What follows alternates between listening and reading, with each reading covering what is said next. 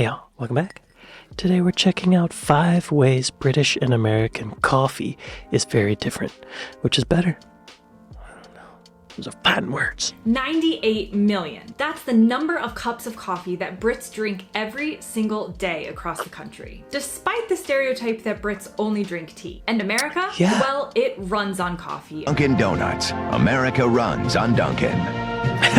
According to Dunkin' Donuts, who I'm not sure are a great source of information, but figures later in this video will confirm that America also loved this brewed drink. But our first difference is the types of coffee that each country enjoys. An American cup of coffee, not to be confused with an Americano, that's something different which we'll get into in a minute, Right. but a standard American cup of coffee, the kind you see served in all of the American movies at the diner, that's drip coffee or filter coffee. It's made by Right. dripping water through a filter of medium roast ground coffee in quite a large pot. It can make around 4 to 12 servings per go. That's what I use.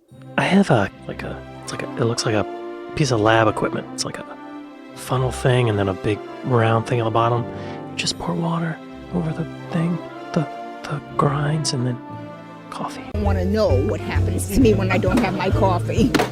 The classic sounds of the pot brewing has made its way into Hollywood and plenty of famous American commercials, including a popular brand called Folgers, who call it the best part of waking up. The best part of waking up is Folgers in your cup. Now, if we fly across the Atlantic to the UK, the type of coffee most popularly enjoyed there is espresso-based, made with an espresso machine, typically only in a single or double serving. The most popular coffee drinks ordered by Brits are lattes, Americanos, cappuccinos, and espresso. And it's important to note that an Americano is not the same thing as American coffee. An Americano is a shot of espresso with hot water, which is different from the filter coffee typically enjoyed as a standard cup of American coffee. If I'm forced to go to Starbucks, I'll get an Americano. You know why I don't have espressos every day is because they go too quick. It's gone too quick. It's too good. The best part of waking up is Folgers in your cup. Can confuse Americans who are traveling to the UK and vice versa. Now we'll move on to our next difference in a second, but it's important to note that Brits do drink filter coffee and Americans do drink espresso-based drinks. Yes. That's what the whole Starbucks revolution in the US was about, bringing espresso-based drinks to the American coffee market. But if you ask a person in each country what they generally think of as coffee, you're likely to run into 2 different answers. Now, who drinks more coffee? That's definitely the Americans, with 73% of Americans reporting they drink coffee regularly. Compare this to around 60% of Brits, so not wildly far off, or maybe not as much as you might think, given that the UK doesn't have as much of a reputation for its love of coffee, but the Americans still decidedly win when it comes to quantity of coffee enjoyed.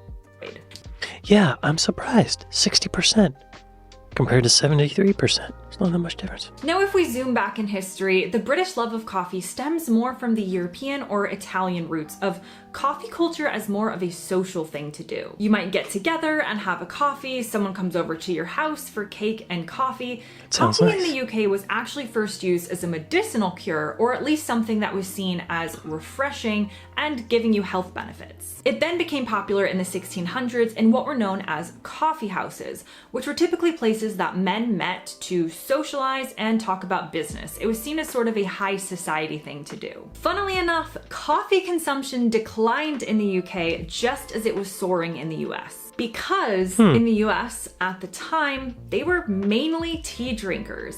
The US was colonized by the Brits after all. But then there was this whole kerfuffle, we'll call it, where the Americans threw the tea in the harbor, and while I'm sure there was plenty of tea actually left in the country, tea became symbolic in the USA as something associated with the Brits, which is I feel like I should have realized that. I didn't realize that. The best part of waking up is Folgers in your cup. not something they wanted to do at the time. Not only that, but it's about economics. Coffee was cheaper in the colonies than tea, and so Americans' love of coffee was born. Now, fun fact, the more modern love of coffee in America actually dates back to World War II. Coffee breaks were introduced in the factories to keep workers caffeinated and motivated, and so coffee became associated with productivity and with something positive, which it still is today. And as I mentioned, in recent decades, coffee is regularly consumed. Y'all, We gotta get those children back in the factories, give them coffee.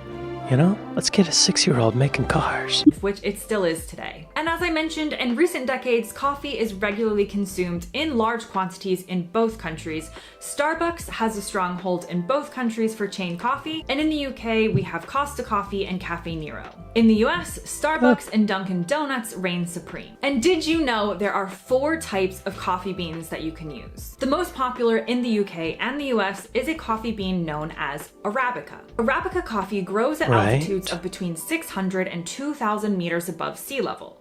It's cultivated mainly in Brazil and Central America, as well as Indonesia and parts of India, so essentially in regions lying between the 2 tropics. This is what Starbucks and most chain coffee places use. However, the second most commonly used coffee bean is known as Robusta, and Robusta is seen a little bit more in UK coffee blends than it is in the US. So I've never heard of there's that. a slight difference in terms of the actual coffee beans used. America tends to prefer a slightly more acidic coffee, with darker and more bitter roasts being popular. Often, the ground coffee used in American coffee has been sitting for days, weeks, or months before being brewed, so it's lost a lot of its more delicate flavors. On the other hand, the espresso style coffee typically enjoyed in the UK more often is lighter and freshly ground, which gives it a less bitter flavor and more nuance.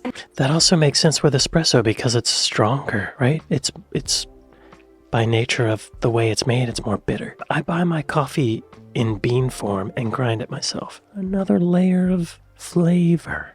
And Starbucks coffee tastes like burnt tires. The best part of waking up is Folgers in your. And because of the concentrated nature of an espresso, coffee is seen as stronger in the UK in terms of flavor, not in terms of acidity. But you'll often see Brits and other Europeans complaining that an American cup of coffee tastes weak or watery. And then you've got to compare what's put into the drink. In the US, a lot of people enjoy their coffee black, i.e. with nothing at all in it. But if they're going to have something in it, they're going to add milk, sweeteners, or what's known as creamer. Creamer is basically a milk protein added to some water and oil. It's not actually cream, but it's a shelf-stable version imitating cream. Or they Yo, I was addicted to Coffee Mate hazelnut creamer for like 5 years. And then I looked at the label and saw what was in it. And I had to cut myself off. But it makes the coffee taste like candy. It's delicious. might add what's known as half and half, which is a blend of half milk and half cream. In the UK, people do often add milk to their coffee. Creamer or half and half is seen as a more American thing. Now, the iced coffee market is also larger in the US, which makes sense given more states are warmer than the UK, but drinking iced coffee, which is not unheard of in the UK, is much less popular there. A colder and damper climate requires hot drinks typically, I guess not cold. that makes sense. And finally, let's talk decaf. Decaffeinated coffee actually isn't fully decaffeinated. There's anywhere from around 3 to 10% of caffeine in a cup of decaf coffee because the decaffeination process simply can't remove all of the caffeine and still have it taste like coffee. The stats show that decaf is more enjoyed in the UK, with about 20% of Brits saying that they have decaf, whereas only around 10 to 15% of Americans say the same. But did you know that most American decaf is made with what is known as the European method? That's right. This method, commonly used in Europe, involves soaking coffee beans in hot water. This extracts the caffeine because caffeine dissolves in water. Then it's combined with a chemical solvent which binds with the caffeine. Now that the solvent and the caffeine are together, you can separate that away from the beans. I don't like that.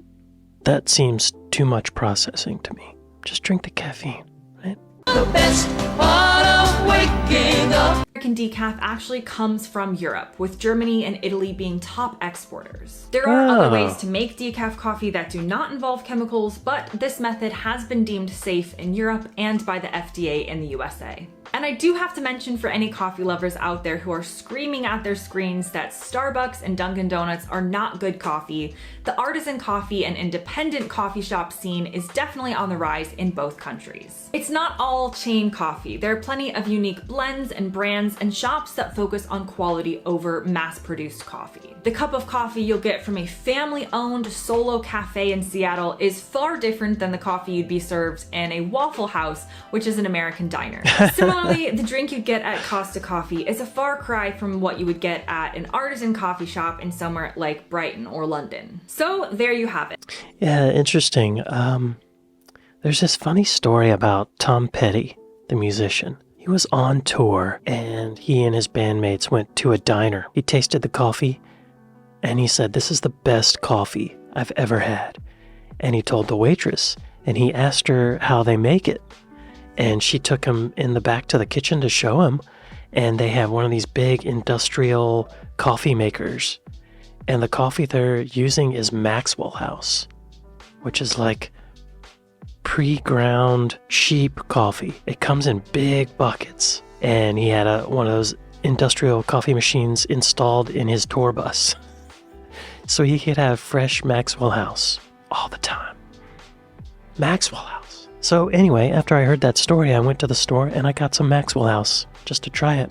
And you know what? It's not that bad. The best part of Would get at an artisan coffee shop in somewhere like Brighton or London. So there you have it. Whether you use it as a social reason to meet up with friends or just something to drink before you get to work to keep your eyes open, you'll find plenty of fellow coffee lovers on either side of the pond. So it's your turn to weigh in. What kind of coffee do you enjoy? Where are you from? Do you Light drink roast. it at all? What are your California. favorite brands? Let us know in the comments section below. As always, thanks very much for watching, and I'll see you next time. 98 million. Bloopers.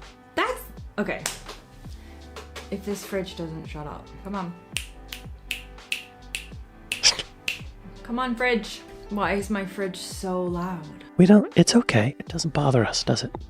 Okay. If I'm in a good position, I'm not moving. It's okay. We'll just wait. We'll just wait here. Oh, no. I feel like when she's talking, we can't really hear the fridge. Maybe some background music would help with that. Cover it up. Mask it. Now my microphone smells like coffee breath. Poop! Y'all know I love me some coffee. I didn't know so many Brits drink coffee.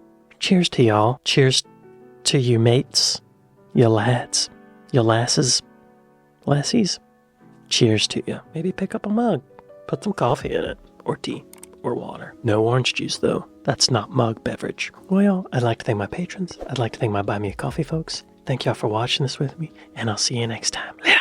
the best part of waking up is Folgers in your cup.